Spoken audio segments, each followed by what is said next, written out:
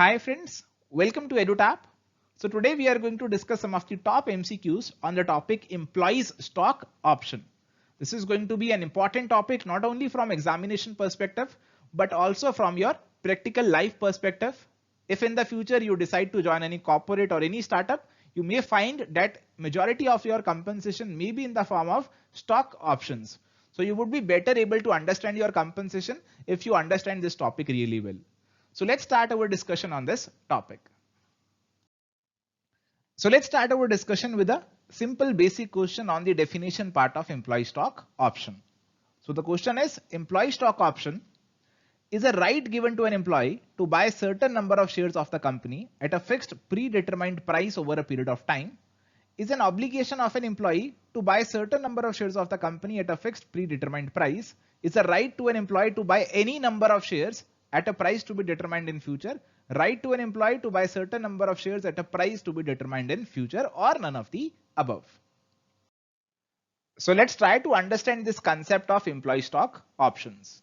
Now the companies today, they want that talented employees, they should always remain with the company. It should not happen that any employee comes to the company, he learns all the different kinds of work and then eventually he leaves the company. So every company would want to build a long-term interest in the company. So now a very popular way to do this thing is to offer stock options to the employee. So quite simply, it means the company is saying to the employee, so there is a company and there is an employee. So the company is saying to the employee, if you work with us for a period of 3 years, we are going to offer you shares in the company at a discounted price. So this is what the company is saying to the employee. Now the employee becomes very much interested in working for the company for at least 3 years. He would not think of leaving the company after 2 years because he would feel, let me just work for another 1 year and then I am going to get the shares in the company. So it's a very important way, very popular way to keep the employees in the company. These days, the turnover costs, they are very high. The people leaving the company, new joinings coming in, lot of cost involved, lot of HR work involved. So a very important tool to retain the employees is to offer them shares in the company, to make them a part in the ownership of the company. So this is a very important tool. So this is how the things happen. So this employee, let this employee be Mr. A. So this is A. Now this is the company. Now this company says to Mr. A that, okay, today the market price of the share of our company is rupees 100 per share. And now we are offering you a right that you can purchase the share of the company at rupees 50 only, if you stay with the company for 3 years. We are giving you the right that you can buy 1000 shares in the company. You can buy 1000 shares in the company. We are giving you this particular right if you stay with the company for a period of 3 years. So this is a kind of the employee stock option plan. So this employee, Mr. A, has the right that after 3 years, he can purchase the shares of the company at a discounted price. After 3 years, maybe the market price shoots up to rupees 300, 500. The stock market, anything can happen in the stock market. Okay, so if the employee after 3 years feels that it is very useful to buy the shares at rupees 50 and to sell them at a very high price in the market, so he's definitely going to exercise this option which is being given to him. So this is sort of an option to him. It is not his obligation that he has to definitely buy the shares after a period of 3 years. So he has got this option. If it seems attractive to him after a period of 3 years, he is definitely going to buy the shares. Now suppose after 3 years, Mr. A is still with the company. The price of the share in the market is rupees 500. Okay, case number 1, the price is rupees 100. Case number 2, the price of the share is rupees 40 only. Okay, so in the first case, the price of the company, it has increased to rupees 500. Mr. A can buy at rupees 50. So it's a gain of rupees 450 per share that Mr. A can enjoy. In the second case, the price has fallen to rupees 40. So there is no benefit in exercising this particular option at this stage now. So this is how this entire framework works like. So a stock option is basically a right given to an employee. So this is a right, not an obligation. It is given to the employee to buy certain number of shares. For example, in our case, we talked about 1000 shares being given to Mr. A of the company at a fixed predetermined price. The price that we fixed was rupees 50 over a period of time, over a period of 3 years. So if for a period of 3 years, Mr. A stays with the company, he is going to have this right. So there are three main characteristics of stock options. The number of shares that can be bought is predetermined. We already know 1000 shares, this is predetermined. The price at which the shares can be bought is predetermined. So the price we have already decided in advance, rupees 50.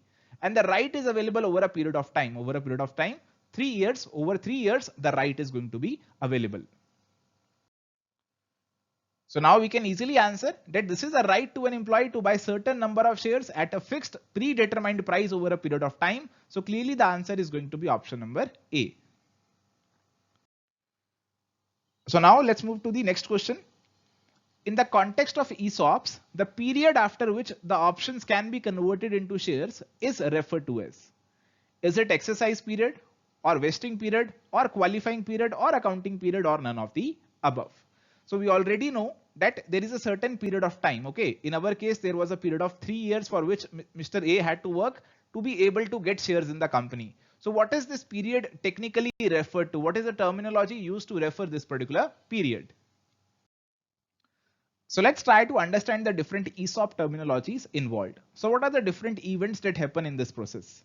First is the company grants options. Okay, to Mr. A, the company granted an option that if you stay with the company for a period of 3 years, then after 3 years you can buy 1000 shares of the company at just rupees 50 each.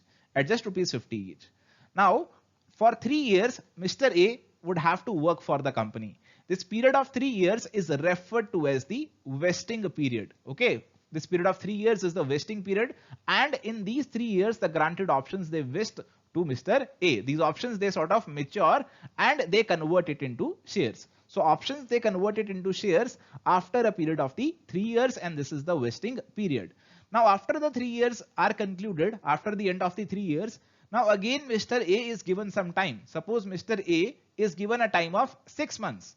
Mr. A is given a time of 6 months, that in these 6 months, if you want to exercise your right, you can. So if you want to buy the 1000 shares of the company at 50 each, you can definitely buy. There is a period of 6 months. Whenever you wish to exercise your right in this particular period, you can exercise it. So in this period of 6 months, Mr. A is going to exercise his right and is going to get the shares, 1000 shares at 50 each. So after getting the shares, Mr. A maybe he may sell the options in the market, he may sell them, or he may keep the shares in the company for a long period of time to earn some long-term capital gain or long-term gains in the company. So these are the different terminologies which are involved here. One is the grant price or exercise price, the price at which the shares are offered to the employees. So in this particular case, in our example, at rupees 50, we were offering the shares to Mr. A. Vesting period after which the options can be converted into shares. So this was 3 years in our case. Exercise means that Mr. A exercises his option of converting the options into shares. So this is referred to as exercise, and exercise period is that period after vesting within which the employee has to take the decision of exercising options. In our example, 6 months were given to Mr. A to exercise his option. This is the exercise period. So now we can easily answer this question that the period after which the options can be converted into shares is referred to as the vesting period. So answer is going to be option number B. Now let's move to the next question. Dash entitles an employee to receive appreciation for a specific number of shares of a company where the settlement of such appreciation may be made either by way of cash payment or shares of the company. Options are employee stock option plan, employee share purchase plan, stock appreciation right, employee remunerative plan, or none of the above. Now there can be different sorts of compensation plans which can be linked to the equity shares of a company. The popular one is employee stock option plan, which we have already discussed about. We are giving an option that you can get the shares of the company on the completion of the vesting period at a predetermined price. So this is what we have already discussed. There can be another employee share purchase plan. Now, the benefit of this particular plan is that there is no vesting period. Okay, in this plan, there is no vesting period. The shares, they are issued to employees at a certain price now only. But again, there is a catch here. These shares have a lock-in period during which the employees cannot sell these shares. Okay, so in this case, we are offering Mr. A the shares in the company, but we are telling him that you cannot sell these shares for a period of 3 years. Employees need to pay for the price on the date of issue, that is on the day the scheme is implemented. So on the day one only, the Mr. A is going to get the shares in the company at a concessional price, but now he has got the shares, but he cannot sell them till the lock-in period is over, till the period of 3 years or any other lock-in period which has been decided by the company is over. So this is the difference between employee stock option and employee share purchase plan. Now there can also be some other sorts of compensation plans, like there is a stock appreciation right. This is a bonus compensation plan, again linked to the price of the shares of the company. So this entitles an employee to receive appreciation. Okay, the employee is entitled to receive bonus for a specific number of shares. Now, if the company, it tells to Mr. A that for 1000 shares, we are going to offer you the increase in the price over a period of 3 years in the form of cash or maybe in the form of shares in the company. So we are giving you this right, we are giving you this stock appreciation right, that if the stock of the company appreciates, if the price of the shares of the company, it increases, then we are going to offer you that increase in the price of the shares for specified number of shares, which can be 100, 1000, any number of shares can be there. Now this difference, suppose the price was rupees 50 and after a period of time, the price went to rupees 100. So there has been an increase of rupees 50 and Mr. A is entitled to a compensation of 50 into 1000, that is 50,000 is the amount to which Mr. A is entitled. Now this amount can be either paid in the form of cash or this can be paid in the form of shares of the company. So it entitles an employee to receive appreciation for a specific number of shares of a company where the settlement of such appreciation, okay, this appreciation, the price increase rupees 50, it can be made either by way of cash payment or shares of the company. Now there is another concept of phantom option.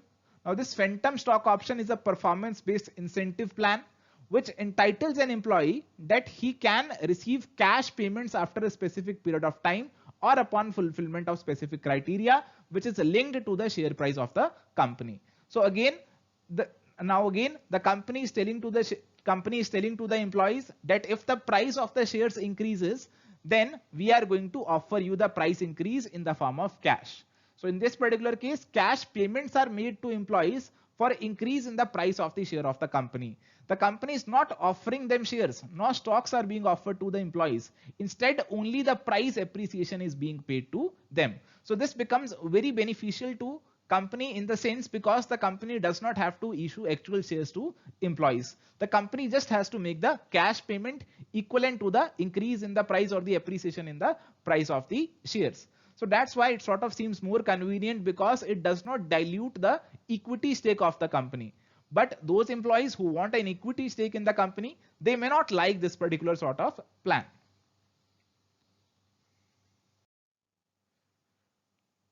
So now we can easily answer this question that stock appreciation rights, they entitle employee to receive appreciation for a specific number of shares and settlement can be either by way of cash payment or shares. So we have discussed about stock option plan, share purchase plan, stock appreciation rights.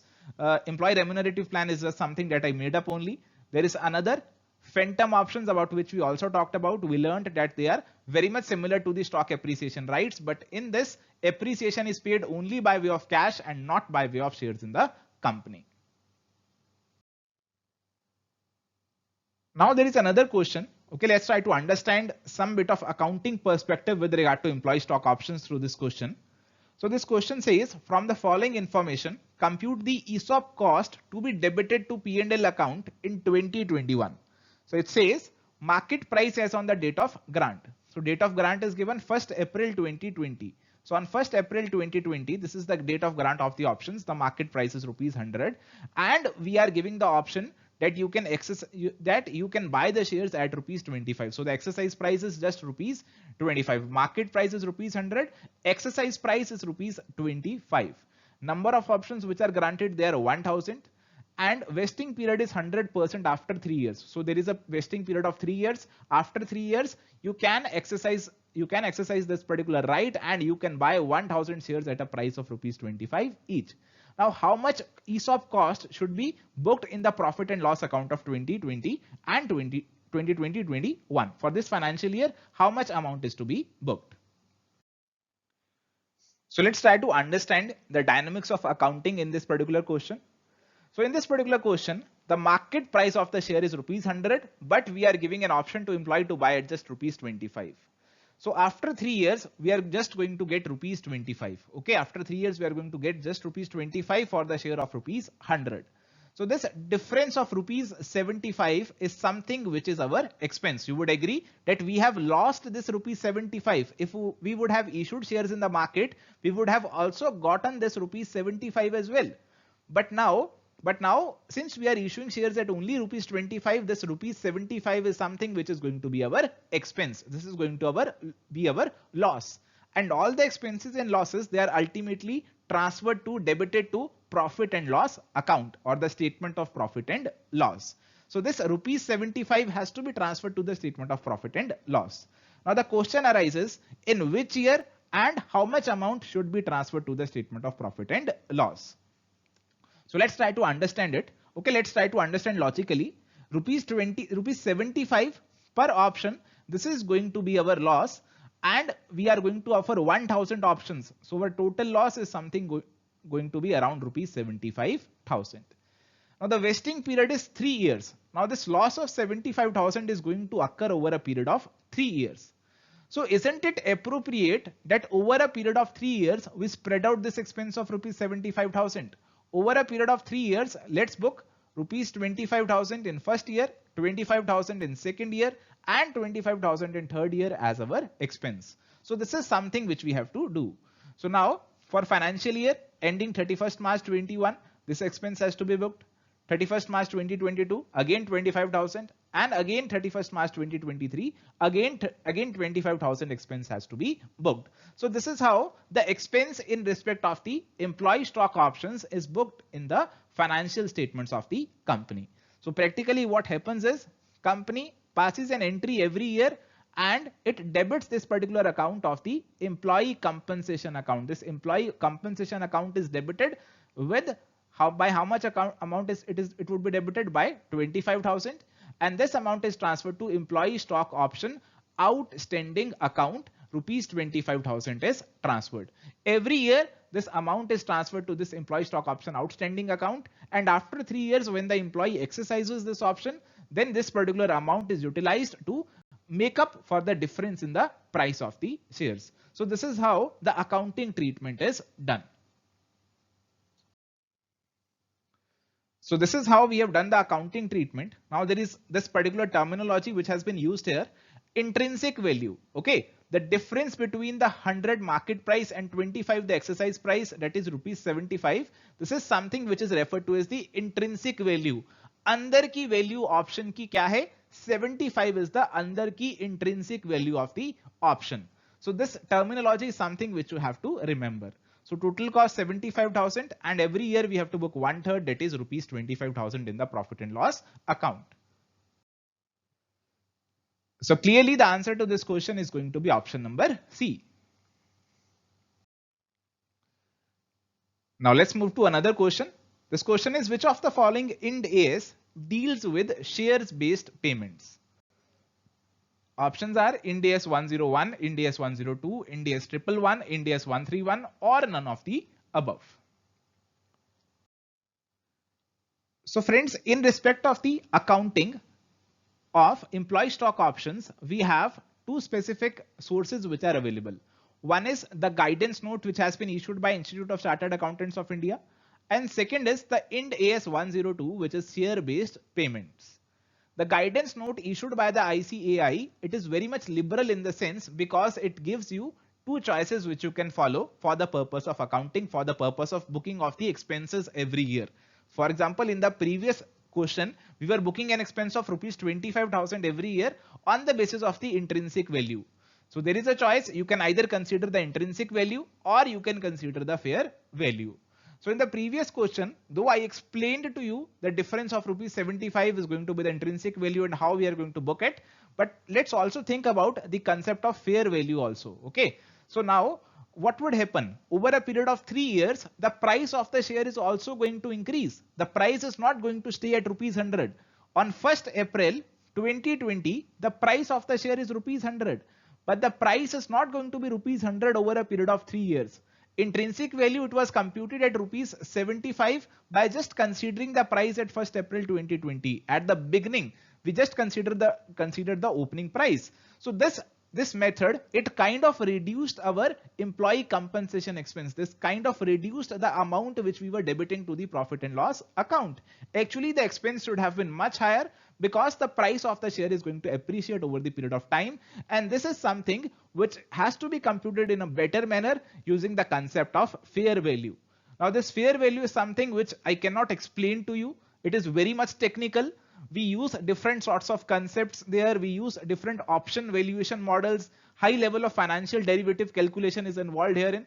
We have a binomial model. We have a Black-Scholes model. So all these models, they are followed to find the fair value of the option. So that's why the guidance note, it gave us this choice that you can follow this intrinsic value method as well. But now the Ind AS 102, it says that you should follow fair value method. It does not give us the choice to follow the intrinsic value method. It says that you should follow this fair value method. You should compute the option value, you should compute the fair value, and on the basis of that, you should do all the accounting of the employee stock options. So this is the difference between the two sources, guidance note issued by ICAI and the approach suggested by Ind AS 102. So now we can easily answer this question that Ind AS 102 deals with share-based payments. So clearly the answer is going to be option number B.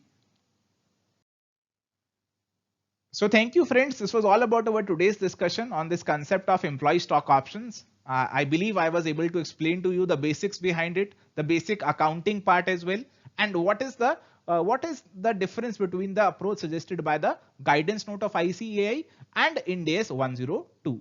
So this is all about today. Thank you. Bye bye. Take care. All the best.